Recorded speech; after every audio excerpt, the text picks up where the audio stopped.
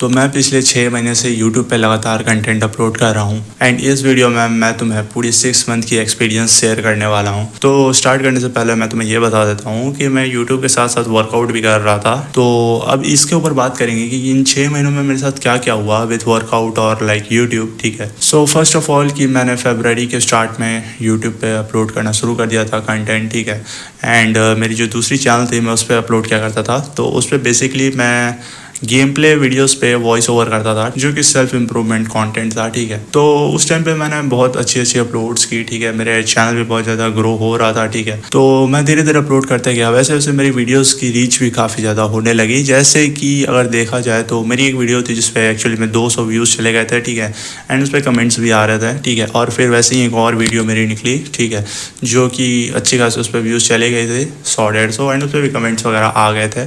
तो मैं उस टाइम पे बहुत ज़्यादा पॉजिटिव फील कर रहा था एंड मुझे लग रहा था कि हाँ यूट्यूब पॉसिबल है। एंड इसी वजह से मैं उस चैनल पे लगातार वीडियोस अपलोड करते गया। लगभग मैंने 20 वीडियोस अपलोड कर दी होंगी उस यूट्यूब चैनल पे एंड वो काफ़ी पॉजिटिव वे में अच्छे से ग्रो हो रहा था, अनलेस कि मेरे साथ एक चीज़ हुई। तो हुआ क्या कि वैसे तो मैंने इस बारे में इस चैनल पे भी एक वीडियो बना रखी है। ठीक है, लेकिन फिर भी मैं बता देता हूँ कि क्या हुआ था मेरे साथ। तो बेसिकली कुछ टाइम के लिए मेरे घर पे कुछ मेरे कज़न्स आ गए थे एंड उन्होंने मेरे उस यूट्यूब चैनल को डिस्कवर कर लिया था। ठीक है, तो अब मैंने उस चैनल पे ऐसी ऐसी बातें कर रखी थी जो कि मैं बिल्कुल ही नहीं चाहता था कि कोई मेरे आस पड़ोस के या मेरे कज़न्स वगैरह उस बात को सुने। ठीक है, तो इसीलिए उस फियर के चक्कर में मैंने उस यूट्यूब चैनल को हटा दिया, मतलब कि मैंने उस चैनल का ईमेल ही डिलीट कर दिया। ठीक है, अब वो यूट्यूब चैनल तो अभी भी प्रेजेंट है बट मेरे पास उसका एक्सेस नहीं है। तो तुम समझ सकते हो कि एक अच्छा खासा ग्रो होता हुआ चैनल मेरे हाथ से निकल गया एंड वो चीज़ बहुत ज़्यादा बेकार थी बट मैं उसके कारण डिसअपॉइंट नहीं हुआ। ठीक है, क्योंकि लाइफ यही है भाई, बहुत सारी चीज़ें तुम्हारे हिसाब से होती हैं और नहीं भी होती हैं बट तुम्हें लाइफ को जीना ही पड़ेगा, तुम इसमें रुक नहीं सकते। ठीक है, तो फिर क्या था, मैंने कुछ महीने बर्बाद किए उसके बाद, जैसे कि ना 1-2 महीने मेरे बर्बाद हो गए। ठीक है, फिर उसके बाद मैंने ये दूसरा चैनल बनाया जिसका नाम है रेडिसी। तो इस पर भी मैं लगातार कंटेंट अपलोड किए जा रहा हूँ। मैं पिछले 2-3 महीने से इस चैनल पे भी अपलोड कर रहा हूँ कंटेंट एंड लगभग अभी 16 वीडियोस अपलोड कर चुका हूँ मैं। एंड इस चैनल पे मुझे बहुत ज़्यादा दिक्कतें आई हैं। जैसे कि बात की जाए तो सबसे पहला तो है कि लो इम्प्रेशंस। तो मैं अभी के टाइम पे देखो, मैं सही बताऊँ तो मैं अभी व्यूज़ शेयर्स नहीं कर रहा हूँ। ठीक है, मुझे आई डोंट केयर कि मेरे व्यूज़ आए चाहे कुछ भी आए।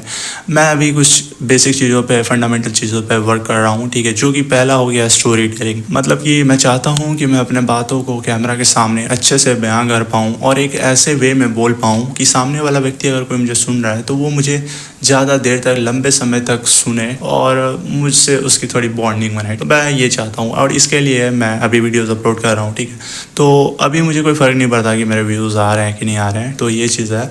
अनदर थिंग कि ये मेरे लिए बहुत बड़ा प्रॉब्लम तो नहीं है बट ये है कि इम्प्रेशंस बिल्कुल नहीं आ रहे। ठीक है, मैंने पहले कहा था I don't care about views but I didn't say कि मुझे इम्प्रेशंस के लिए भी केयर नहीं है। तो मेरे केस में बिल्कुल ही नहीं, इम्प्रेशन बिल्कुल ही नहीं आ रहा है। तो इससे क्या हो रहा है कि मुझे ऐसा सेंस हो रहा है कि यूट्यूब मेरे वीडियोस को पुश ही नहीं कर रहा है। ठीक है, अगर कोई बंदा मेरे वीडियो को क्लिक करके उसको देखता है वो अलग ही चीज़ है। ठीक है, बट अगर यूट्यूब ही मेरे वीडियोस को पुश नहीं कर रहा है तो वो मेरे लिए थोड़ी दिक्कत की बात है। बट बात वही है, मैं इस चीज़ को अपने ऊपर हावी नहीं होने दूंगा और मैं लगातार यूट्यूब पे और वीडियोस अपलोड करते जाऊँगा। तो अब बात कर लेते हैं थोड़ी सी वर्कआउट के ऊपर। ठीक है, तो मैं पिछले 3 महीने से, जब मैंने ये चैनल बनाया था, मैं उसी टाइम से लगभग वर्कआउट के साथ भी कंसिस्टेंट हूँ। वर्कआउट के साथ कुछ ऐसा था कि शुरू में तो बहुत ज़्यादा मैं मोटिवेटेड था। ठीक है, एंड अच्छे खासे, मतलब मैं लगातार कंसिस्टेंट वर्कआउट किए जा रहा था। ठीक है, बट बीच में कुछ ऐसा हुआ कि मैं बहुत ज़्यादा लो फील कर रहा था। ठीक है, एंड उस वजह से कहीं ना कहीं मेरी जो सेट्स थी वो भी बहुत ज़्यादा कम लग पा रही थी। ठीक है, मेरे रेप्स कम लग पा रहे थे और उसकी वजह से मैं थोड़ा सा डीमोटिवेटेड हो गया था कि भाई ऐसा क्यों हो रहा है। ठीक है, मैं तो मतलब मुझे और स्ट्रांग होना चाहिए, मुझे और ज़्यादा रेप्स लगाने चाहिए, लेकिन मैं उल्टा और कम रेप्स में ही मेरी एनर्जी ख़त्म हो जा रही है।